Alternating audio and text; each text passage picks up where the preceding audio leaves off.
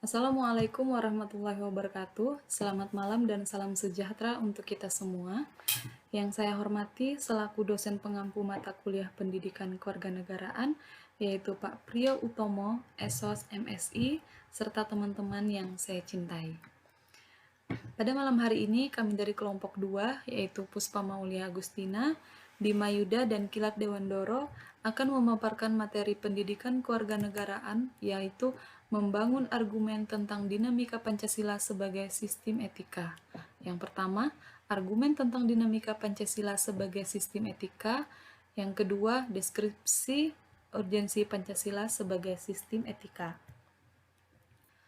Beberapa argumen tentang dinamika Pancasila sebagai sistem etika dalam penyelenggaraan pemerintah di Indonesia dapat diuraikan sebagai berikut.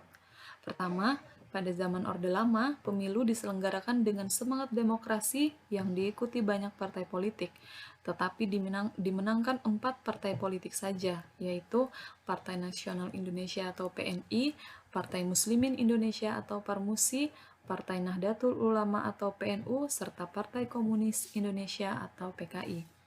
Yang kedua, pada zaman Orde Baru, sistem etika Pancasila diletakkan dalam bentuk penataran P4. Pada zaman Orde Baru itu pula muncul konsep manusia Indonesia seutuhnya sebagai cerminan manusia yang berperilaku dan berakhlak mulia sesuai dengan nilai-nilai Pancasila. Yang ketiga, sistem etika Pancasila pada era reformasi tenggelam dalam euforia demokrasi. Namun, seiring dengan perjalanan waktu, disadari bahwa demokrasi tanpa dilandasi sistem etika politik akan menjurus pada penyalahgunaan kekuasaan, serta marsipialisme, yaitu menghasilkan segala cara untuk mencapai tujuan. Argumen tentang tantangan Pancasila sebagai sistem etika. Pertama, tantangan terhadap sistem etika Pancasila pada zaman Orde Lama. Beberapa sikap otoriter dalam pemerintahan sebagaimana yang tercermin dalam penyelenggaraan negara yang menerapkan sistem demokrasi terpimpin. Hal tersebut tidak sesuai dengan sistem etika Pancasila yang lebih menonjolkan semangat musyawarah untuk mufakat. Kedua, tantangan terhadap sistem etika Pancasila pada zaman Orde Baru terkait dengan masalah NKK atau nepotisme, kolusi, dan korupsi yang merugikan penyelenggaraan negara. Hal tersebut tidak sesuai dengan keadilan sosial karena nepotisme, kolusi, dan korupsi hanya menguntungkan segelintir orang tahu kelompok tertentu.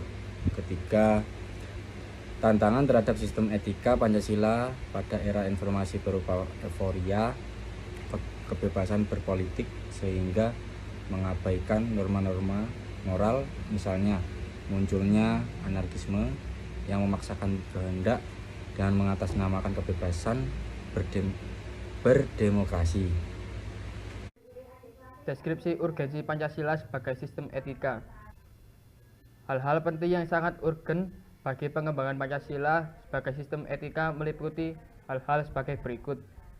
Pertama, meletakkan sila-sila Pancasila sebagai sistem etika berarti menempatkan Pancasila sebagai sumber moral dan inspirasi bagi penentu sikap, tindakan, dan keputusan yang diambil setiap warga negara. Kedua, Pancasila sebagai sistem etika memberi guidance bagi tiap warga negara sehingga memiliki orientasi yang jelas dalam tata pergaulan baik lokal, nasional, regional, maupun internasional. Ketiga, Pancasila sebagai sistem etika dapat menjadi dasar analisis bagi berbagai kebijakan yang dibuat oleh penyelenggara negara, sehingga tidak keluar dari semangat negara kebangsaan yang berjiwa Pancasilais. Keempat, Pancasila sebagai sistem etika dapat menjadi filter untuk penyaring pluralitas.